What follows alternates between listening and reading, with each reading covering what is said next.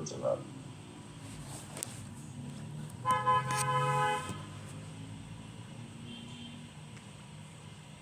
ఒక వ్యక్తి రెండో వ్యక్తి కన్నా ముందుగానే వెళ్ళాడు, కొన్ని క్షణాలు ముందుగానే వెళ్ళాడు. రెండో వ్యక్తి ఆ ముందు వెళ్ళిండే నిలబడిన వ్యక్తి ముందుకు తోసి తర్వాత ఇతడు వెళ్ళాడు.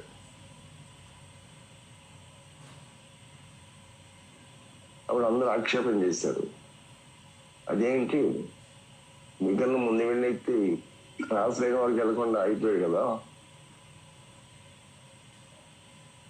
కానీ నువ్వు క్రాస్ అయిన దాటితే నువ్వు విన్నర్ అవుతావు కదా.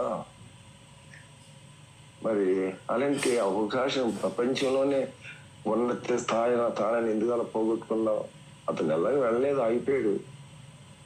నువ్వెందుకు వెళ్ళలేవు? అతను ముందుకు రోజు నువ్వు వెళ్ళావంటే అతను నాకంటే ముందు వెళ్ళాడు, నేను చూస్తున్నాను. కానీ మెయిన్ బోర్డర్ లైన్ అది అది అనుకుని మరొక బోర్డర్ లైన్ అయిపోయాడు అతను. అది అతని మిస్టేక్. అది ఆ మిస్టేక్ అతను ఇదే బోర్డర్ లైన్ అనుకోకపోతే అది దాటేవాడు, ఫస్ట్ అతనే వస్తుంది.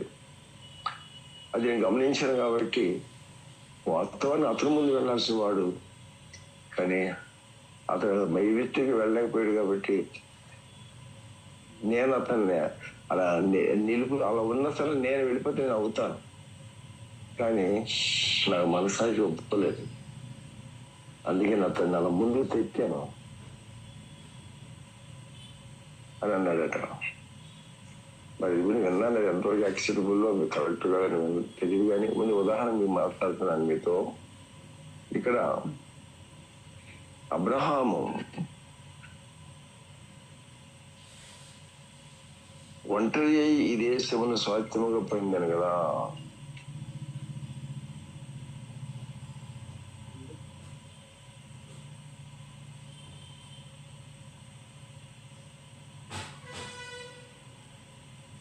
అబ్రహాము ఒంటరి అయి ఈ దేశమును స్వాస్థ్యముగా పొందాను కదా. ఇక్కడ ఈ సెంటెన్స్ లో చివరి భాగం అనేకులు అనుకుంటున్న మాట, మనకు ఈ దేశం స్వాస్థ్యంగా ఇవ్వబడదా? ప్రశ్న ఇవ్వబడుతుంది. ఇంకా ప్రశ్న ఎందుకు? ఉన్న క్లాజ్ ఏంటంటే గ్రహించుకోవాల్సింది, ఒంటరి ఈ దేశంలో స్వాస్థ్యంగా పొందాడు.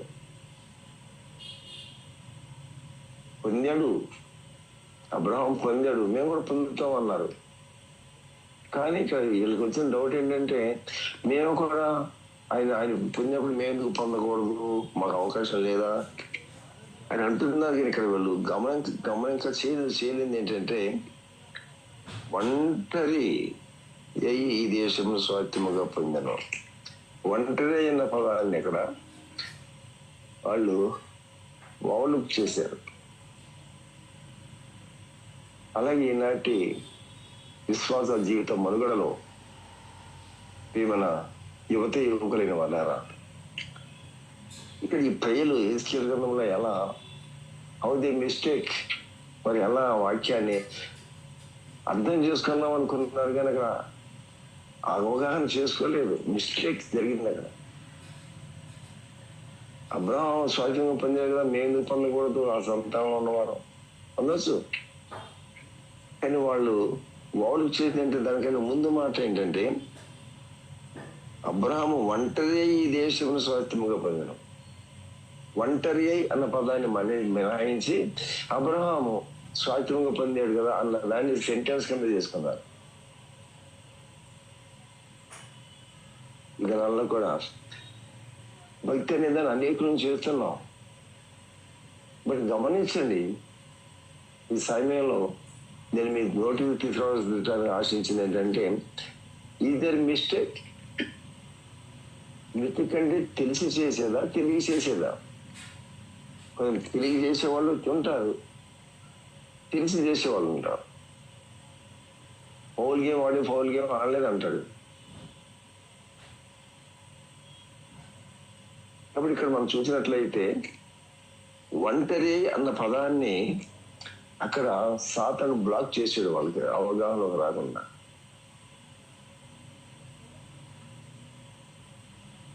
అది మరొక భాగం వెళ్తే అక్కడ ఏముందంటే,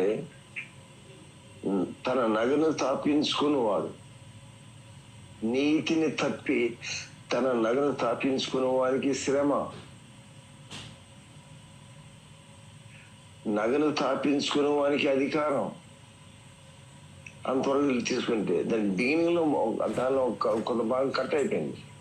అదేంటంటే నీతిని తప్పి,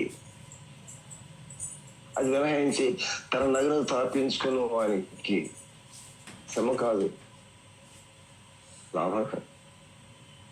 మరి నీతిని తప్పి తన నగను స్థాపించుకునే వారికి శ్రమ అంటే ఇది ఇది ఇది మైనస్ అవ్వకూడదు. మైనస్ అయ్యింది, నీతిని తప్పాడు.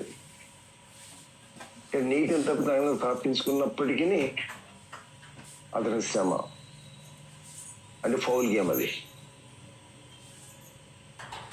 కాబట్టి ప్రేమని యువక రాత్రికాల సమయంలో మనం చేసిన భక్తి, నమ్మక, విశ్వాసం అనేటువంటి ఈ యొక్క కోణంలో is there any hidden mistake which, అది దేనైతే నువ్వు నోటీస్ చేయకుండా ఉన్నావు, గ్రహించావా?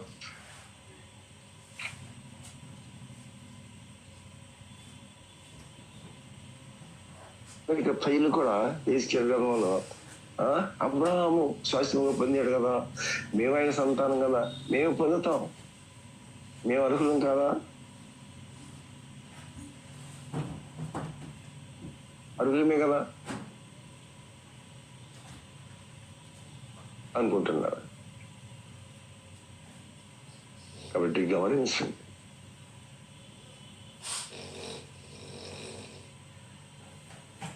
నిబంధన వాగ్దానం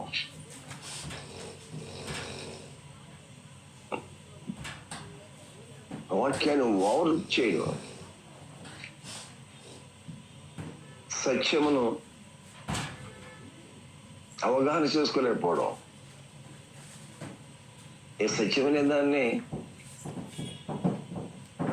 అండర్స్టాండ్ చేసుకోలేకపోవడం, అంటే సత్యమును అండర్స్టాండ్ చేసుకోలేకపోవడం అనే దాన్ని ఎలా చెప్పాలంటే సత్యాన్ని మిస్అండర్స్టాండ్ చేసుకున్నారు.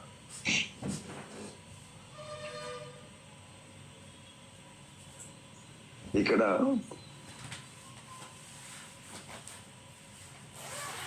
మిస్అండర్స్టాండ్ చేసుకున్నది వ్యక్తియా లేక వాక్యమా, దేవుడా?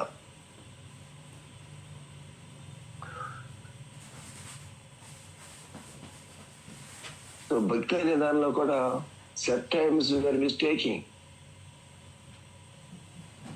అవగాహన లేనిటువంటి భక్తి,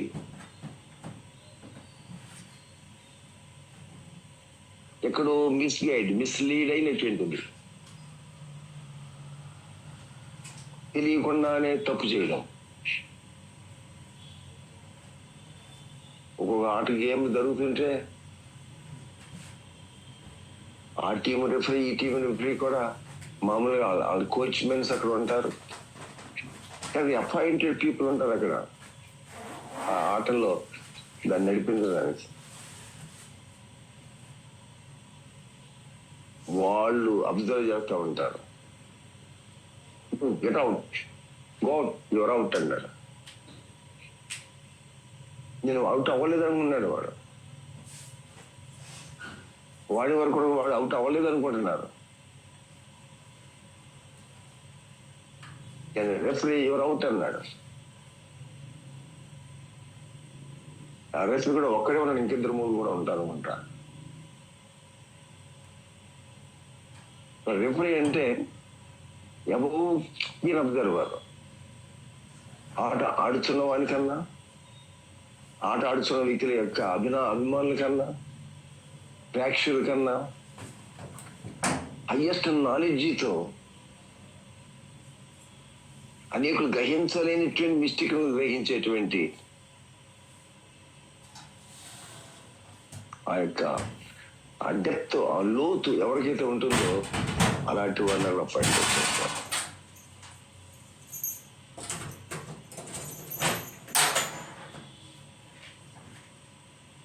ధనవంతుడు అంటున్నాడు, ఇదేంటి ఆ దరిద్రుడు రాజు అబ్రహాం గారు పొయ్యి మీద అక్కడ కూర్చోవడం ఏంటి, నీ పక్క సీట్లు నా సీట్లో కూర్చోవడం ఏంటి, నేను నరకంలో కూర్చోవడం ఏంటి, వాట్ ఈస్ దిస్?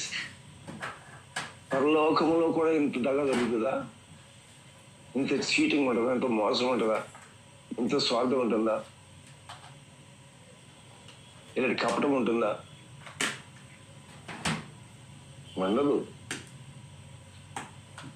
ఉందంటున్నాడు కదా ధనవంతుడు ఇక్కడ. అవును, డబుల్ మీనింగ్ ఉంది ఇక్కడ. ఒకరి మార్గము తన దృష్టికి నీతిగా యథార్థంగా కనబడను, ఒకరి దృష్టికి తన మార్గం తన దృష్టికి నీతిగా యథార్థంగా కనబడుతుంది అని కలపవచ్చు. ఒక వ్యక్తికి నీతి క్రియలు తనకు నీతిగా కనబడతాయేమో, ఒక వ్యక్తికి నీతి క్రియలు అనీతిగా కనబడేవి కూడా ఉన్నాయి.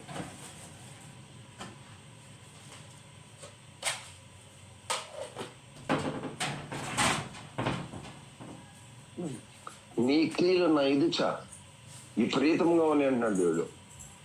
నీ నడక నా ఎదుట విపరీతంగా ఉన్నట్టున్నాడు.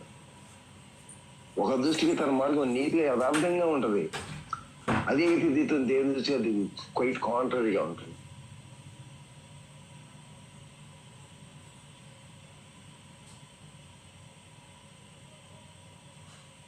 కాబట్టి కొన్ని సందర్భాల్లో మనుషులు మాట్లాడతారు, ఒకటి రైట్ అంటారు, అవతలు తప్పు అంటారు, మరొకటి అది తప్పు, అది కాదు, అది అదే రైట్, ఇది తప్పు అంటారు. ఒక్కొక్క వ్యక్తులు తమ యొక్క రీతిని బట్టి వారికి స్టేట్మెంట్స్ ఇస్తారు. కానీ God is the judge. We are all human beings. God is the judge. God is not the person from the judge. వ్యక్తులు మనకైతే వ్యక్తులైన వారే జడ్జిలుగా ఉంటారు. నేను ఇక్కడ the God is the judge. The God is the judge.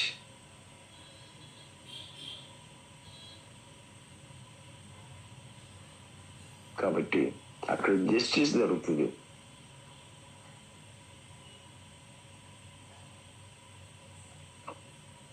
నేను వాదిస్తాను, నేను out అవ్వలేదని. ఎన్ని వాదించినా ఏం చేస్తారు? Your out means out, that's all. No talking, no discussion, stop. You got judges. కాబట్టి ఇక్కడ మన మనస్సు, నా మనసు నేనే జడ్జిగా ఉండి, ఎవరి మనసు వాళ్ళే జడ్జిగా ఉండి, ఎవరి విధానాన్ని వాళ్ళే ఆలోచించుకుని I'm okay, I'm perfect, I'm pure, I'm ఓలే,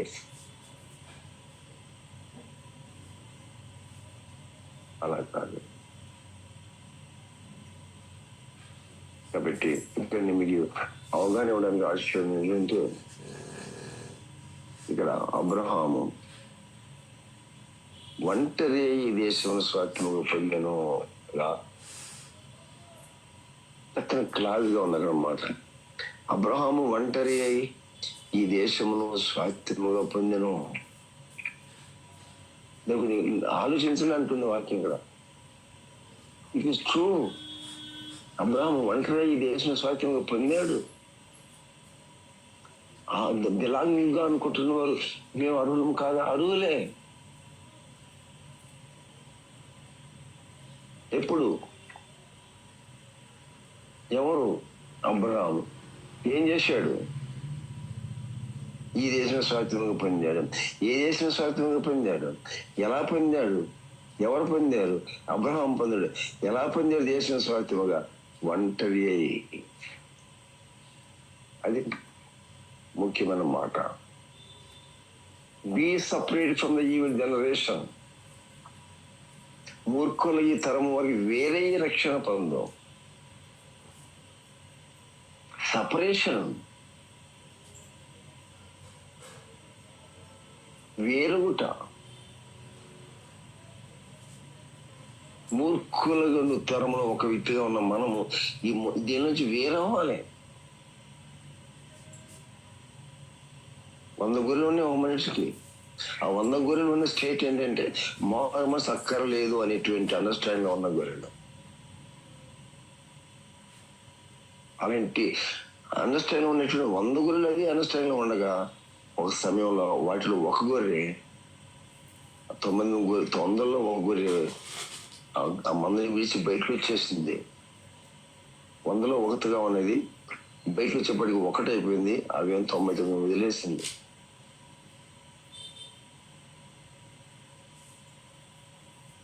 ప్రభు దాన్ని చేరు ఒకటి చేసుకుని భుజాల మీద ఎక్కించుకున్నాడు.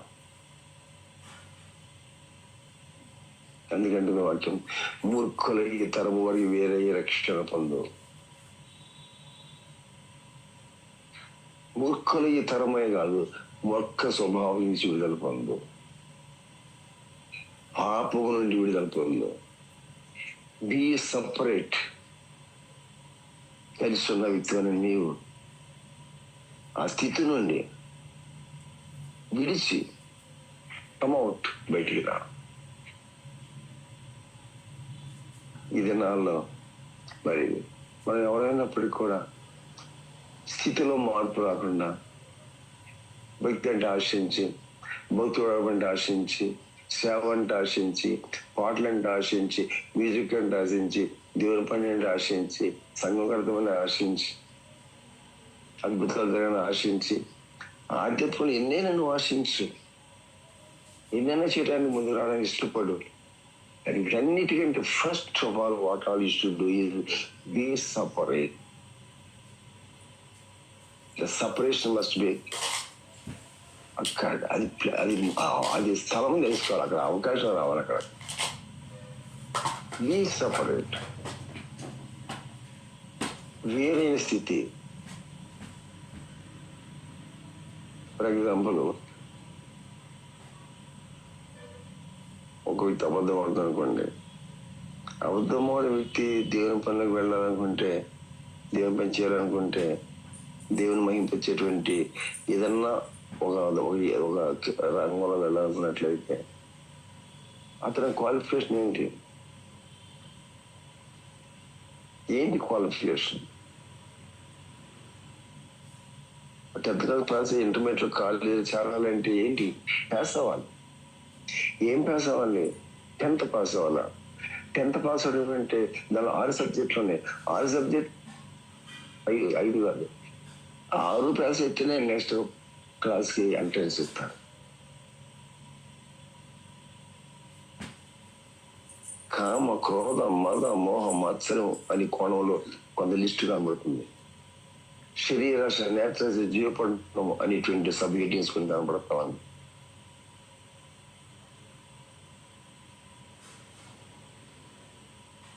వీటన్నిటిలో కూడా తప్పు అనేటువంటిది మనిషికి తప్పు లేని వారు తమ తప్పు లేనిసారు అన్నట్లుగా, ఎరుగారు అన్నట్లుగా,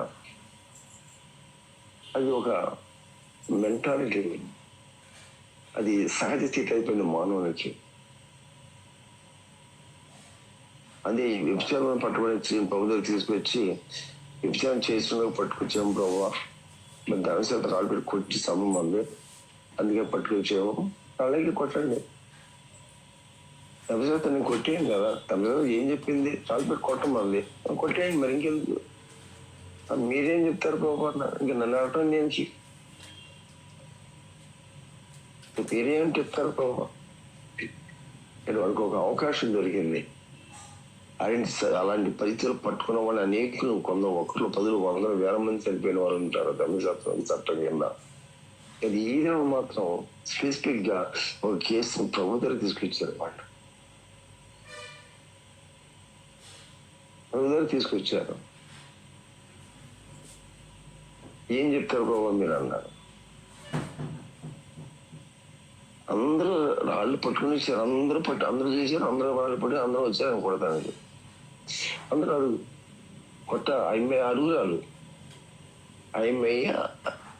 రాళ్ళతో కొట్టబడి చంపబడడానికి అరుగురాలు. అర్హమంటే ఆ నేరం చేసింది కాబట్టి ఆ అరుగురాలు శిక్షతో. ఓకే, వీళ్ళందరూ రాళ్ళు తెచ్చారు. కొడతాను కొట్టవచ్చు. ఇక్కడ ప్రభు క్లాస్ పెట్టారు. ఆమె విచారం ముందు పట్టబడిన స్త్రీగా విచారించింది కాబట్టి రాళ్ళు పెట్టి కొడతానికి వచ్చారు, కొట్టమంది కొట్టడానికి వచ్చేది ఓకే. కానీ మీలో పాపం లేని కూడా మొదట రాయండి. మీలో పాపము లేని వాడు మొదట రాయండి. అందరు కాదు, మొట్టమొదటి రాయండి. జస్ట్ బోడీలాగా కొంత సమయం తల వంచుకుని తర్వాత లేచి చూస్తే అన్ని 100,000 మంది ఎవరు లేరు. రాళ్ళు మాత్రం కుప్పడి ఉన్నాయి పక్కనే. ఆమె బళ్ళ ఆమె బ్రతికే ఉంది. తలపై ఏం ప్రభు, అమ్మ నీకు ఎవరు శిక్ష విధించలేదా? మాకు ఎవరు శిక్ష విధించలేదు ప్రభా. ఎందుకు శిక్షించలేదు? విధించలేదు. వాళ్ళు రాళ్ళు ఇచ్చారు కదా, చూశారు కదా, పట్టారు కదా. మనస్సాక్షి చేత గద్దించబడ్డారు.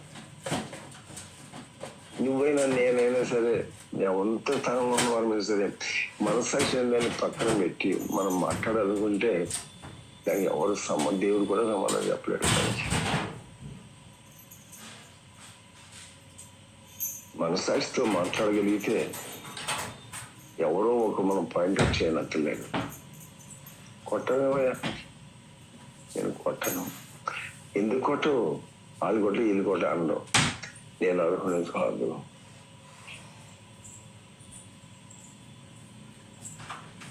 మనస్సాక్షి చేత గద్దించబడినప్పుడు తప్పుడు అనేటువంటి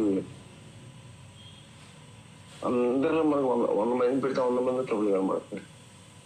1000 మంది పెడితే 1000 మంది ముందు 5 మంది మనం పెడితే 1000 మందికి తప్పులు మనకు కనబడతాయి. అది విశేషం ఏంటో తెలుసా? తప్పులు ఎంచువారు తమ తప్పులు ఎరుగారు.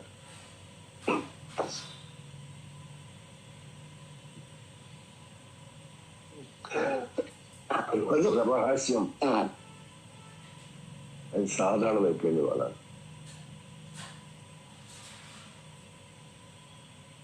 కానీ ఒక విద్య అద్దం ముందుకు వెళ్ళి నిలబడితే ఆ వ్యక్తికి అద్దం కనపట్ల తానే కనబడతాడు.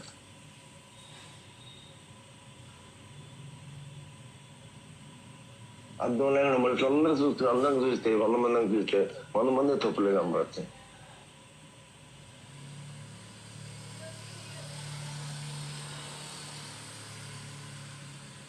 అదే చూసుకుంటే తన తప్పు కనపడదు. దాన్ని చూసుకుంటే తన మొహం కనపడలేదు. అద్దంలోకి చూస్తే తన మొహం అద్దంలో కనబడుతుంది. ఇది కూడా అంతే. కాబట్టి if you want to speak, మాట్లాడాలనుకుంటున్నావా, మనసాక్షిని పక్కన పెడితే 100% అందరూ మాట్లాడచ్చు. మనసాక్షిగా ముందుకు వస్తే ఇతను మాట్లాడగలవాడు అని అనుకున్నా సరే, అందరు కాన్ఫిడెన్స్ ఉన్నా అతను కూడా మాట్లాడమంటున్నాడు. ఎందుకంటే మనసాక్షి చేతికి గద్దించబడ్డాడు. భక్తి బేస్ మనస్సాక్షి. మరి అందరూ మనసాక్షితో గద్దించబడి అందరూ రాళ్ళపడి వెళ్ళిపోయారంటే మనసు చేత గద్దించబడ్డారు, కానీ మనస్సాక్షి అనేది గద్దించబడ్డారే కానీ మనస్సాక్షిని బాగు చేసుకున్న వారు కాదు.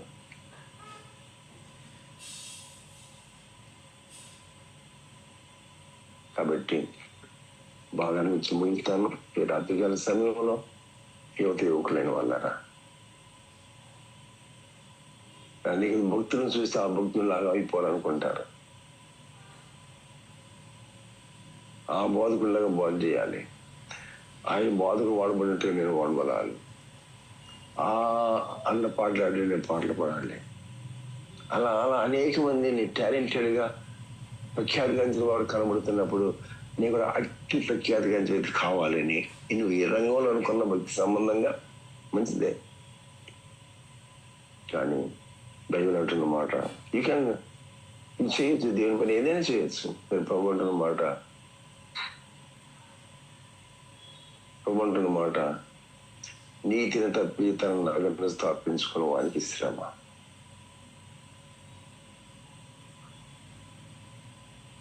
కాబట్టి బేసికల్గా పరివర్తన అనేది లేకుండా, గత జీవితాన్ని దాన్ని విడిచిపెట్టకుండా, దైవత్వాన్ని అందుకొనకుండా,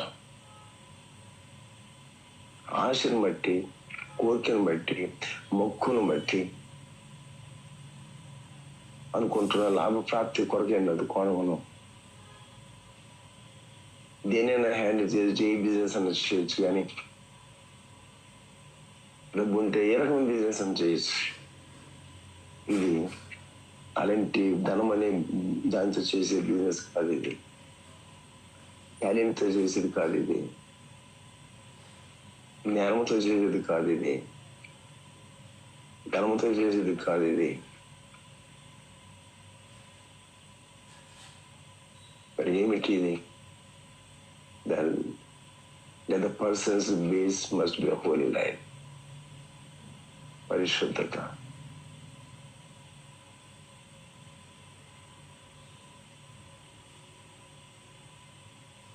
కాబట్టి ఈ దినాల్లో నేను గమనిస్తున్నాను, పరిశుద్ధత అనే దాన్ని సొంతం చేసుకునుకున్నా.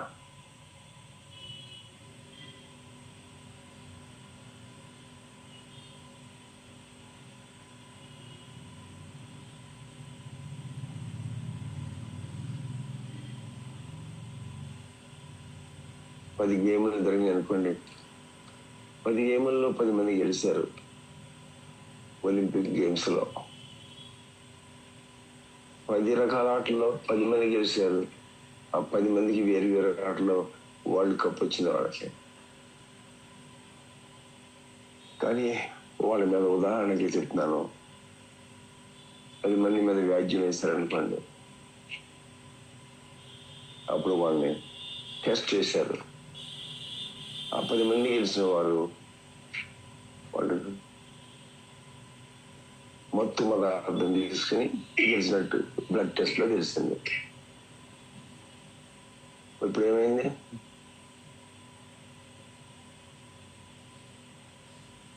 గెలిచారు, నిజంగానే గెలిచారు వాళ్ళు. మరి గెలిచిన సరే ఎందుకు వాళ్ళని అది ఆ వరల్డ్ కప్ ఇవ్వటం మానేస్తాను అంటున్నారు. వాళ్ళు ఓడిపోయారు. అది గెలిచేందుకు ఓడిపోవడం ఏంటి? స్వశక్తితో గెలవాలి, కానీ పరాయి శక్తి, అతీతమైన శక్తిని అనగా డ్రగ్స్ వల్ల వచ్చేటువంటి ఆ ఎక్స్ట్రా స్ట్రెంగ్త్ అని యాడ్ చేసుకుని ఆటలో ఆడకూడదు. అలాగే దేవుడు కూడా మనం నా ఆత్మ లేనివాడు నావాడు కాదంటున్నాడు. దేవుని ఆత్మ లేకుండా మానవ ప్రజలను వనరులన్నింటినీ మూట కట్టుకొని ప్రపంచంలోనే ఎన్నికైన వ్యక్తులుగా మనం ప్రపంచ వ్యక్తుల యొక్క అభిమానం పొందుకున్న వారిగా కనబడుతున్నాను. లైక్ కానీ ఏంటంటారు, అది 1 కాదు, 10 కాదు, 100 కాదు, 1000 కాదు, లక్షలు కాదు, కోట్లు కాదు, ఇన్ని 100,000 కోట్లు అయినా సరే, అంత లైక్స్ దానికి వచ్చినా సరే, అంత అభిమానం మనకు తయారైనా సరే, ఆ వ్యక్తిని దేవుడు అంగీకరించాలంటే ఆయన ఆత్మపూర్ణుడై ఉండాలి. అందుకన్నాడు దేవుడు, నా ఆత్మ లేనివాడు నా వాడు. ఈవెన్ మై సెల్ఫ్ ఆల్సో, నేనైనా సరే పరిశుద్ధత లేకుండా, దేవునాత్మ లేకుండా పరిశుద్ధత లేదు. పరిశుద్ధత కావాలంటే దేవునాత్మ కావాలి. Pure heart, pure life, purity. నేను పరిశుద్ధంగా మీరు పరిశుద్ధులే ఉండండి. దయచేసి గమనించండి, ప్రేమటువంటి యువతి ఇవ్వలేని వాళ్ళరా, భక్తి రంగంలో వాళ్ళని చూసి సంతోషిస్తున్నారా? చూసి సంతోషించి అట్రాక్ట్ అయిపోయి ఆ విద్యను పరుగులు తీస్తున్నారా? మంచిదే. కానీ అలాంటి వ్యక్తి ప్రపంచంలోని ఆటలు గెలిచిన వ్యక్తి అయ్యండి మరి బ్లడ్ టెస్ట్ లో ఓడిపోతే అది అవమానం కదా, అది సరికాదు కదా. ఇల్లీగల్ ఉన్నటువంటి ఆ శక్తిని ప్రెస్ చేసుకుని గెలిచిన వాడు నిజమే, కానీ the other source must not be entered into that. దేవుని కార్యాలు చేయాలనుకున్నాం మనం, దేవుని ఆత్మచేత నడిపించబడాలి తప్ప సబ్స్టిట్యూట్ స్కిల్స్ కానీ సబ్స్టిట్యూట్ థింగ్స్ కానీ వాళ్ళు ఎంటర్ అయిపోయి దానితో అది ప్రభు అంటారు, ప్రభు నీ నామమున ప్రవచించావు, ఎన్నెన్నో చేసిన ప్రభు రాజ్యం చేసుకో ప్రభు అంటే అని అన్నాడు. మీరు ఎవరో నాకు తెలియదు. నీ నామం చేసి నేనేం నీ నామం చేసాం ప్రభు ఏమో అంటున్నారు కానీ అయినా నాకు తెలియదు. మీరు ఎవరో నాకు తెలియదు. అంటే దేవునికే తెలియనటువంటి వారి నుండి ప్రపంచమునంతని కూడా క్యాప్చర్ చేసినటువంటి అనేక కోణాల్లో పేరుగాంచేటి వ్యక్తులు ప్రభు దగ్గర మాట్లాడుతున్నప్పటికీ మీరు ఎవరో నాకు తెలియదు. చివరి పలానా చూడలేని వాడిని వేరే పక్క పోస్ట్ చేశాడు దేవుడు. ఇంత తేటగా వాక్యం మాట్లాడుతుంటే what the use of compromising our selves. నన్ను నేను కాంప్రమైజ్ చేసుకుంటే ఎంత ఈ బాగా చేసుకోండి, నేను కాంప్రమైజ్ చేసుకుంటే మీరు నమ్మొచ్చు, నా మీద అభిమానం చూపించవచ్చు. కానీ నేను చేసినటువంటి కాంప్రమైజ్ అయ్యి ఉన్నట్లయితే నేను మాత్రం పరలోకం వెళ్ళను. దేవుని పరలోకం చేర్చుకోడు. మీరు అందరూ తెలుసు అన్నగానే ఆయన అంటారు నాకు తెలియదు. ఈజకి పిల్లలు అది నాకు తెలియదు. అప్పుడు పరిశుద్ధులు మాత్రం నాకు తెలుస్తా. వాడబడ్డ వారు కాదు, పరిశుద్ధులు. వాడబడినా వాడకపోయినా, నేమన్నా లేకపోయినా, తెలిసినా తెలిసిపోయినా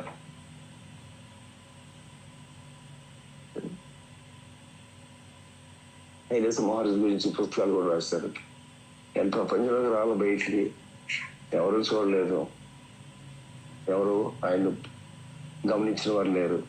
అది సోదర సింగ్ రాత్రిలో ఆయన రాసినాడు. ఆయన తటకించాడట. ఆయన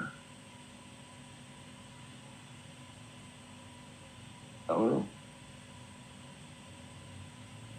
కనబడుతున్న వారు చేస్తున్న సేవ కంటే ఆయన పెళ్లికి కనబడకుండా చేస్తున్న సేవ ఇంకా ఘనమైంది. ప్రభు ఇంత ఘనంగా చేసిన ప్రభు అంటుంటే మీరందరూ మీరు తెలిసి ప్రభు అని మీరు అంటున్నారు, కానీ నాకు తెలియదు. ఐఎమ్ సారీ, మీరెవరో నాకు తెలియదు. దేవునికి తెలియబడకుండా ప్రపంచం అంతరికి తెలియబడి వారమైనప్పటికీ దాని ప్రయోజనం ఉన్నది. వాడు సర్వలోకమును సంపాదించుకొని ఈ మెరకలు చేసిన వాళ్ళందరూ కూడా వీళ్ళందరూ కూడా ఆ సర్వలోకమును ఎరిగిన వారై ఉండి కూడా ప్రభువుకి వెళ్ళిపోయి పరలోకం ఇవ్వండి ప్రభు, పరలోకం నేను చేర్చుకోవడానికి మీరు నాకు తెలియదు కదా, ఎవరు అన్నో నాకు తెలియదు అన్న. కాబట్టి ఇక్కడ మన మాట ముగిస్తాను. అబ్రహాము ఒంటరి దేశంలో స్వాధీనపరుచుకున్నాడు. సపరేషన్, పాప నుంచి విడుదల, ఇన్ ఆల్ ఆస్పెక్ట్స్ లో మనసాక్షి చేత ఇప్పుడు ఈ వాక్యం ఉంటున్న మనం ఈ మనసాక్షి అనేది ఒక్కసారి పక్కకి వెళ్ళి కళ్ళు మూసుకొని మనసాక్షి చేత మనం ఆలోచించుకుంటే నా అంతరంగా నాకు అర్థమవుతుంది. నేను ఇక్కడ బలహీనతగా ఉన్నానా లేదా అనేది నాకు అర్థమవుతుంది. లేదు అర్థం కాకపోవచ్చు, అది నాకు అర్థమవుతుంది. ఎవరిదో వాళ్ళకి అర్థమవుతుంది. అర్థమైందని కూడా పక్కన పెట్టేసి గంటగా ముందుకు వెళ్ళిపోతానంటే వెళ్ళిపోవచ్చు. అందుకంటే వాక్యం ఒక వ్యక్తి మొత్తం కలిపి ప్రపంచంలో తిరిగి వస్తున్నారు. మీరు భూలోకం అంతా చేరుస్తున్నారు మతంలో, కానీ అతని పరలోక రాజ్యం లేదు, చేసిన వారికి పరలోక రాజ్యం లేదు అన్నారు దేవుడు. ఇంకే సువార్త గాస్పెల్ ఎక్కడ? మతం కలిపిన వానికి కలిసిన వానికి లేదంటారు. నీకన్నా రెండంతా నరకపాతులు చేస్తున్నాడు అంటాడు. మతం అనేది నరకపాతులుగా ఉన్నది కూడా మనం లెక్కలు వేసుకున్న మతం కింద. దేవుని దృష్టిలో మతము కాదు, మానవ దృష్టిలో మతముగా కనబడింది, దేవుని దృష్టిలో మతము కాదు. ప్రేమని యువక ప్లీజ్ దయచేసి గమనించండి. అబ్రహాం మావాడు కదా, మాకు గమనించిన వాడు కదా, మా వంశస్త్రీ కదా అని అనుకుంటున్నారు. కాబట్టి కాదట్లేదు. అబ్రహాము దేవునితో నడిపించబడ్డాడు, ఇస్సాకు దేవునితో నడిపించబడ్డాడు, యాకోబు చాలా చాలా మోసగాలు చేశాడు, ఎన్నెన్నో చేశాడు. అది అబ్రహాం సంతానం. కానీ వదిలిన దేవునితో పిల్లలాడుతున్నప్పుడు, దేవుడు తన పిల్లలు కూడా కొట్టి కింద పడేసినప్పుడు, అప్పుడు ఎవరు నువ్వు అంటే నేను మసలాను అని హృదయకి అర్థం చేశాడు. అప్పుడు యాకోబు ఇశ్రాయేలుగా మారాడు. నేను సేవకు కొడుకునే మన ఆయన సేవలైన మాత్రాన స్ట్రైట్ వేరే పనులను వెళ్ళాం. I poured out in my heart at the feet of Jesus. Abraham సంతానంతో మాత్రమే చేత ఆ స్వాస్థ్యం మనం పొందలేము. మన పితరులు మన తల్లిదండ్రులు ఆత్మీయులను మాత్రం చేద్దాం. బిడ్డలు ఆత్మీయులు కాకుండా ఆత్మీయులు కారు. నాట్ బై బర్త్, పుట్టుకతో వచ్చేది, ఇంటి పేరు వస్తుంది, రకరకాలు ఎన్ని లోపల వస్తాయో కానీ పుట్టుకతో కుటుంబాన్ని బట్టి తల్లిదండ్రులను బట్టి ఆత్మీయత అనేది ఎప్పుడు రాదు. అది ఎవరో వారు వ్యక్తిగతంగా సంపాదించుకోవాలా. కాబట్టి ఒకసారి మీరు గమనించండి, don't compromise yourself please. నువ్వు కాంప్రమైజ్ చేసుకోవద్దు. You know where you are and what you are and how you are. నీవేమిటో తెలుసు. వీళ్ళందరికీ తెలియకుండా నువ్వు కొంచెం రహస్యంగా చేయవచ్చు. బని అనుకుంటుంది గొప్ప వ్యక్తినో నా సీక్రెట్ లేదు, ఎవరికి తెలియదు. చాలా మంచి వాడిని మంచిదాన్ని అనుకుంటున్నారు. God knows your utterly fail. మనిషి దృష్టిలో మనం నీతి మంత్రమై ఉండవచ్చు, కానీ దేవుని దృష్టిలో how blunder we are. Don't kill your conscience. మనసు కన్ను మూస్తే పనిలో కానీ వెళ్ళాలనుకుంటే this is the time. Open your eyes before close your eyes. మనం మన కళ్ళు మూసుకునే ముందే మన కళ్ళు తెరుద్దాం. గమనిద్దామా? కాంప్రమైజ్ చేసుకుందామా? దానివల్ల ఏమవుతుంది? మనకి ఏమి లాభం వస్తుంది? అంటే పోగొట్టుకుంటాం. అయినా ఇవాళ నేను ఘోరమైన దృష్టిలో ఉన్న మార్చాడని చెప్పితే వాళ్ళింటి వారికి క్రైస్తవ సభలో పేరు పోతుందా, పేరు వస్తుందా తెలుసు కదండి.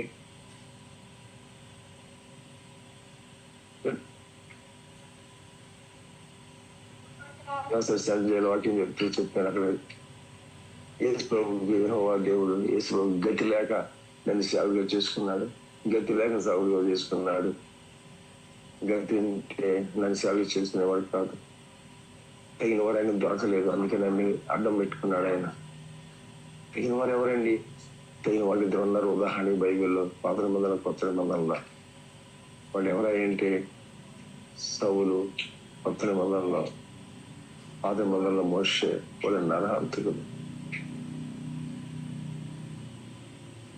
వాళ్ళని దేవుడు బయటిగా వాడుకున్నాడు. నేను పాపం చేశాను, దేవుని పనికిరా అనుకున్నావా? ఎంత ఎక్కువ పాపం చేసినా అంతగా దేవుడు వాడుకుంటాడు. If you can commit yourself, తను అప్పగించుకుంటే, if you can turn towards him, నిన్ను లేవనెత్తువాడు, నిలబెట్టువాడు, బలపరిచేవాడు, వాడుకునేవాడు ఆయనే. ఏదైనా చేయగలడు ఆయన. ఎవరైనా మార్చగలడు, ఎవరైనా వాడుకుంటాడు. Can you give your heart?